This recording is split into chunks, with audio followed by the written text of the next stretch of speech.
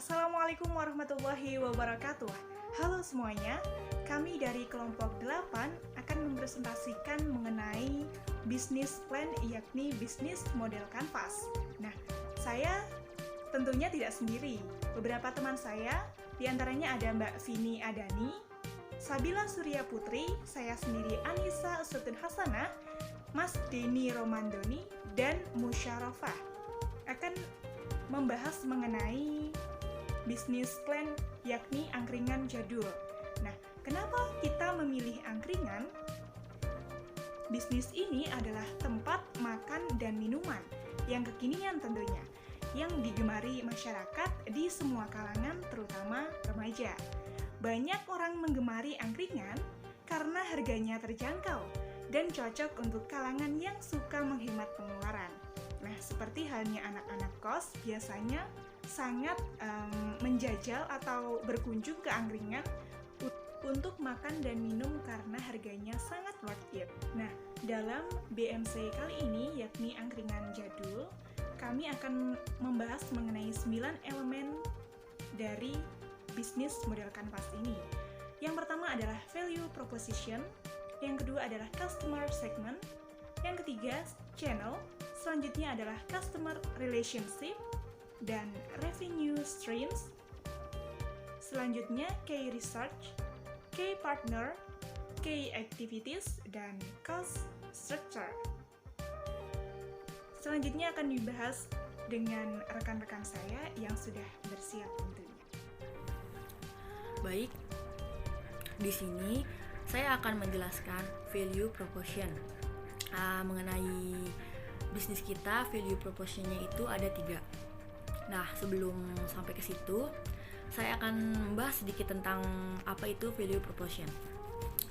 Value proposition adalah nilai manfaat produk atau layanan yang merupakan acuan pada kenyataan psikis atau pemasaran yang digunakan oleh pelaku usaha untuk memberikan alasan mengapa konsumen mengharuskan membeli produk atau pelayanan jasa tersebut. Value proposition menjadi salah satu kunci utama untuk menggait pelanggan agar tertarik mencoba menggunakan membeli produk kita. Di sini, value proposition angkringan ini adalah yang pertama ada harga terjangkau. Yang dimaksud harga terjangkau di sini dimaksud agar seluruh kalangan bisa membeli produk kita dan tidak terlalu memberatkan si pembeli. Yang kedua ada berbagai pilihan dan rasa. Yang dimaksud pilihan adalah makanan yang ada di sini di menu angkringan ini seperti tusukan sosis, otak-otak, dan bakso. Bisa dipilih sesuai selera dimasaknya, mau dibakar atau digoreng. Nah, yang dimaksud rasa di sini ada berbagai pilihan rasa. Berbagai pilihan rasa supaya bisa memilih sesuai keinginan dan tentunya pas untuk lidah orang Indonesia. Yang ketiga ada kualitas produk. Makanan di sini diracik sendiri tanpa ada bahan MSG atau bahan pengawet. Jadi aman untuk dikonsumsi untuk orang baik anak-anak, dewasa maupun remaja. Selanjutnya, saya akan menjelaskan BMC atau bisnis model kanva yang kedua, yaitu ada customer segment atau segmentasi pasar. Segmentasi pasar ini yaitu cara menentukan target pasar yang tepat dan sesuai.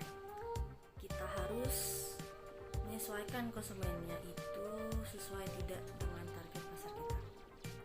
Dalam bisnis angkringan ini ada 3 target, yaitu pertama target kita yang pertama ada pelajar atau mahasiswa.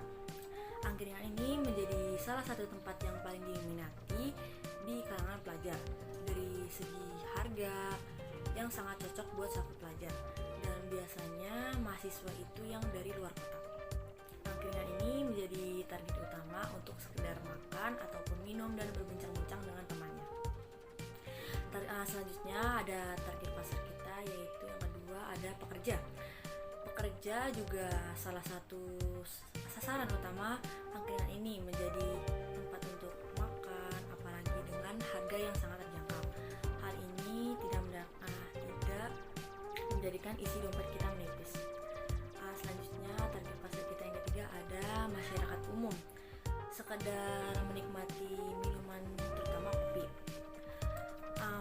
masyarakat umum ini juga mencari hal yang baru seperti sekedar ngumpul, minum, makan makanan ringan yang gak terlalu berat. Intinya menu yang ada di angkringan ini sangat cocok untuk masyarakat umum ngumpul bersama teman.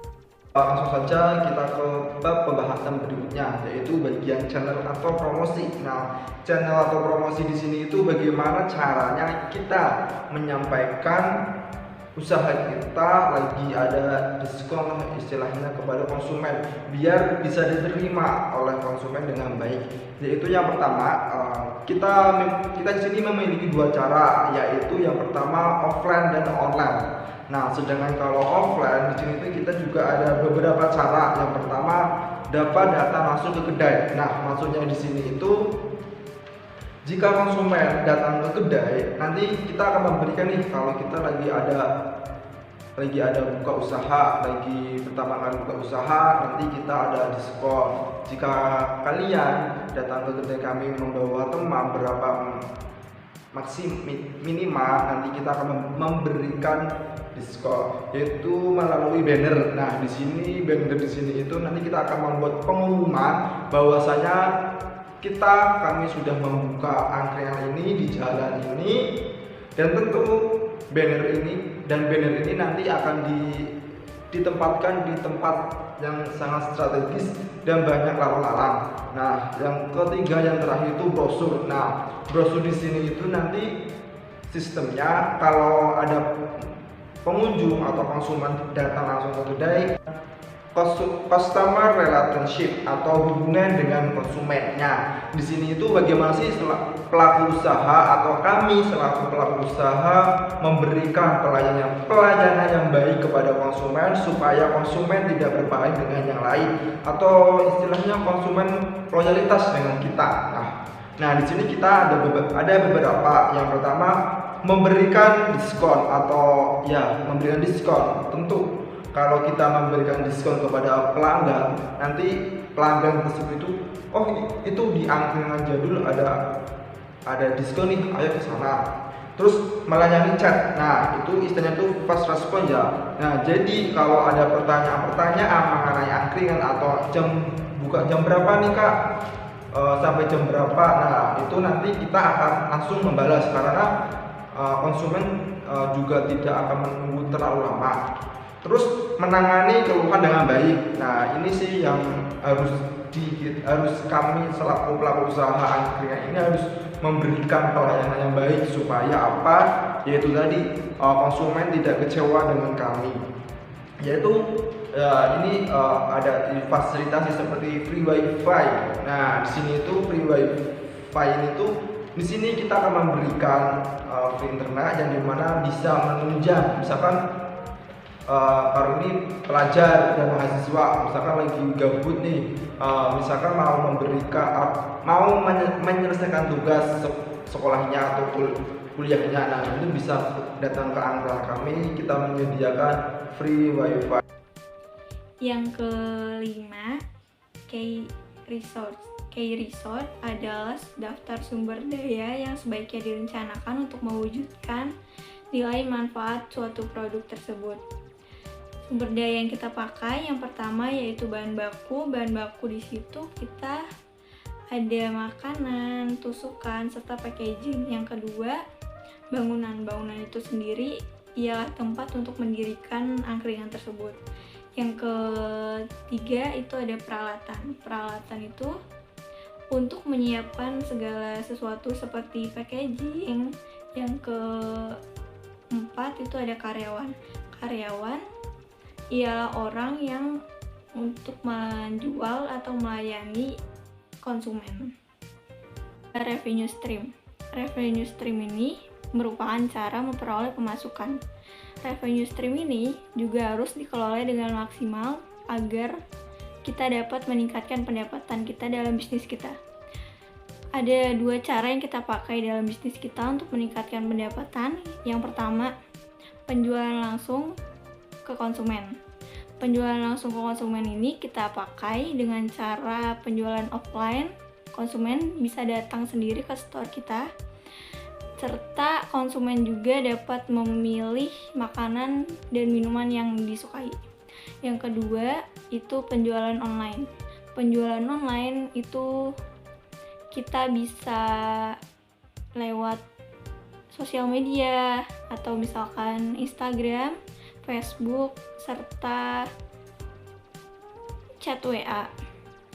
Dan kita juga bakal tersedia di marketplace, yaitu misalkan Shopee. Juga kita bakal menyediakan frozen food. Frozen food itu supaya konsumen dapat menikmati makanan kita di rumah. Nah, selanjutnya yaitu K-activity, yaitu aktivitas yang dijalankan berkaitan dengan produk aktivitas yang digunakan dalam memproduksi suatu barang. Contohnya meracik bumbu, menyiapkan atau menata makanan dan minuman, menjual makanan dan minuman, kemudian didukung oleh live musik, karaoke free di area tersebut agar pengunjung tidak bosan saat menikmati hidangan-hidangan kita. Selanjutnya yaitu K-partner atau partner kunci, berfungsi mengorganisasi alur suatu barang atau layanan, mendukung jalannya operasional.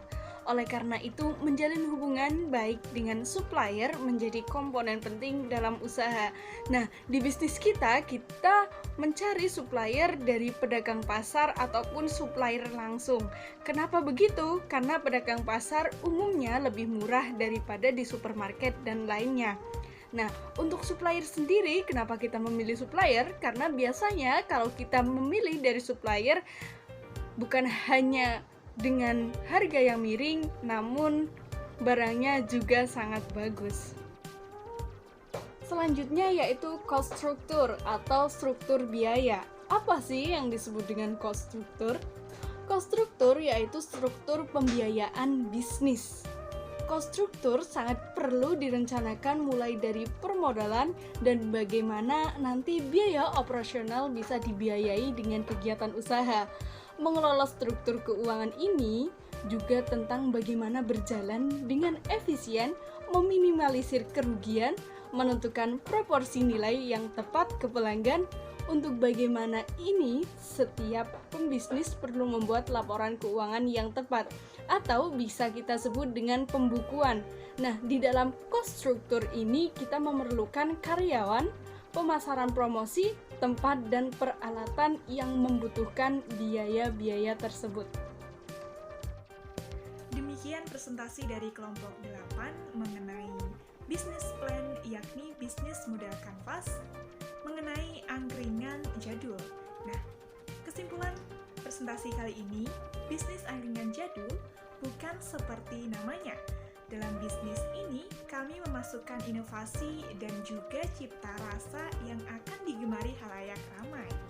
Dengan begitu, bisnis ini akan terus berkembang dan mempunyai banyak konsumen di luar sana tentunya. Nah, terima kasih atas kesempatan yang telah diberikan. Mohon maaf apabila ada kesalahan. Wabillahi taufiq wal hidayah, walhidayah wal inayah. Wassalamualaikum warahmatullahi wabarakatuh. Terima kasih.